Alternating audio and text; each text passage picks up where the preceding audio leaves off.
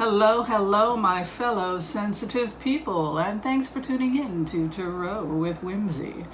So we have a couple things we're going to talk about today. For starters, we are changing the way we give the message from my meditations. We're not going to be calling it remote viewings anymore. These are merely the musings of Whimsy's nightly meditations. Things I try to tune into when I meditate. So we have changed that around. The second thing I want to talk about is this channel as performance art. So as I have said in previous videos, this channel exists in multiple layers. And many of you know that I was an anthropology major in college. So this channel is something of a performance art piece. It's a combination of, one aspect of this channel is that it's a combination of my theater training and my anthropology training and my interest and hobbies of doing tarot, etc., etc. So today I just want to talk a little bit about the layer of this channel, which is performance art. You know, what do I mean when I say that this channel has an aspect to it which is performance art? Well, I mean that if you're looking at it in the traditional way that we look at storytelling, anthropologists study storytellers and how stories evolve over time. There are two aspects to telling stories. There is the person that tells the story, I would be the storyteller, and you would be the audience, right? So the stories are co-created between the storyteller and the audience. And so together, the channel, we are co-creating this living piece of art, which is Tarot with Whimsy. So that is one aspect to the channel as performance art. We are co-creating the story. The second aspect to this as performance art is that I think it makes a political statement. And the political statement that Tarot with Whimsy is making has to do with the state of our news today and the fact that so many people feel that they can no longer trust their news sources. So this is a very dangerous time to be reporting the news. And after the death of Khashoggi in Turkey, the assassination of Khashoggi, the reporter, most likely by the Saudi prince, many people began to question whether or not it was even safe to be a journalist, considering how many threats, how much intimidation, and how much violence has been directed towards those people who are reporting the news. So a lack of faith in the news, and also threats of physical violence against journalists. And if you also look at the fact that it's very hard to earn a living as a journalist, all of those things do not bode well for free speech and the importance of supporting real journalism. This is not real journalism.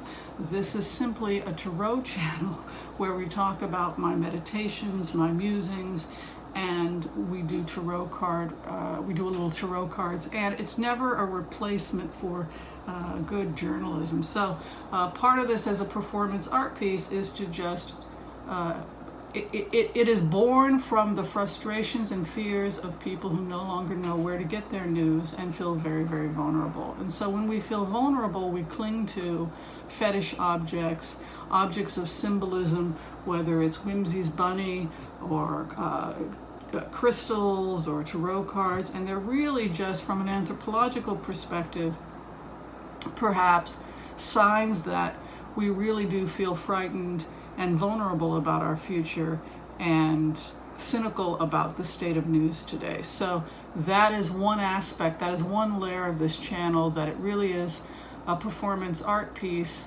that hopefully will open up the discussion about whether or not we can trust our news and whether or not the future of journalism is dead in this country. And I really hope that I'm wrong about that. So just wanted to let people know that aspect of this channel, the aspect that is performance art, which is theater, which is political, which gets us to have conversations within the guise of being art and political satire, but also to really have a conversation about how serious and horrible it would be if we lost free speech and if we became a society that did not protect and respect its journalists. So, okay, I've made my political statement. So now I want to talk about last night's meditation, which is what you really tuned into.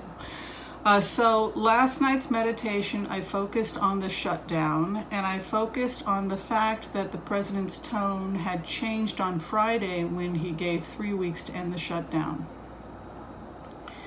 And as I meditated on the shutdown, and I meditated on what had happened that week prior to the president giving the statement, I had a vision of the generals and the people who are in charge with security, the Pentagon, Homeland Security, air traffic control, etc. And I believe some type of red alert got started. I believe that the red button was pushed, for lack of a better word. This is how I would imagine it in my mind. A button was pushed because this president went too far. This president went too far. He pushed he pushed the country into a state of emergency. He was the emergency. He was the emergency. And we got very dangerously close to people being killed in air traffic control disasters. We wound up in a situation where the intelligence agencies were at risk of shutting down because they couldn't pay federal workers. So I believe in some way, metaphorically, literally, etc., that the consequences of this president's actions were that a red button was pushed high up with the generals and the people in control of the situation. And I believe it now dawns on them that this president is unfit to serve. Now that means Article 25. That means that you have to physically remove the president from the White House. So how long have the people who are close to this president begun to believe that he's mentally unstable? For some time. Has his decline become a rapid decline? Yes, I believe that this is a rapid mental decline of the president.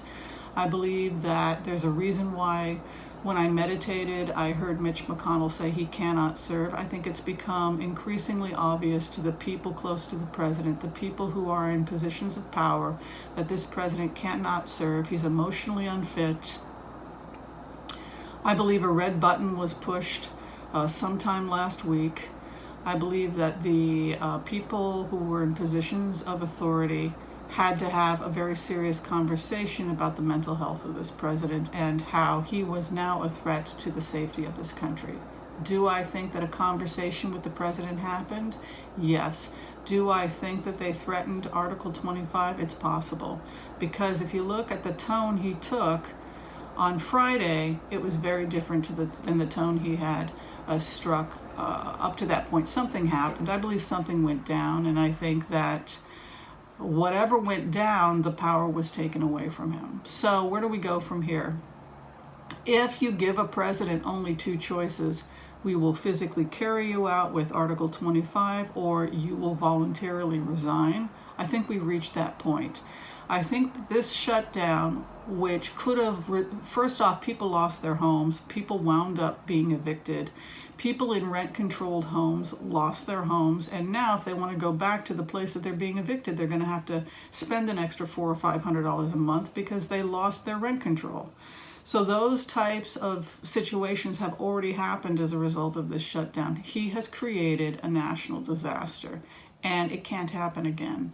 And that is why I think it will not happen again, because I think that they have pulled the power away from him, preventing this from happening again. But more than that, he really cannot serve, and so he either can resign or he can be physically removed.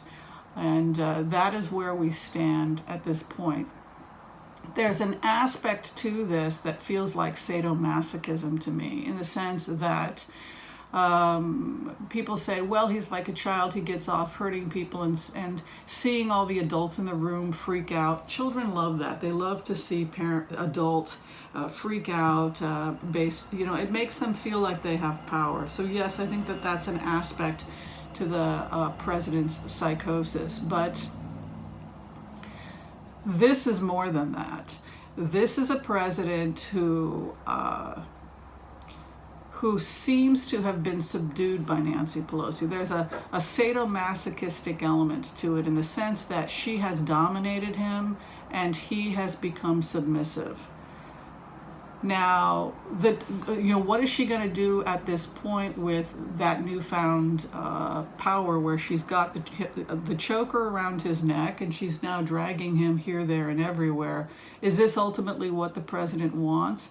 Does this reveal some deep, dark, secret aspect to this president's psychosis? Is this what he always wanted in the first place? To have some dominating woman drag him around with a choke collar?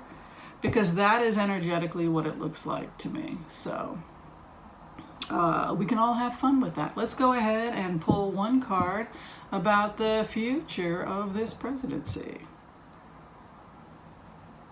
And we get the Page of Swords. The Page of Swords, which is to cut it off, to move on, to cut the sword, to cut the relationship. So I think this presidency is on its way out.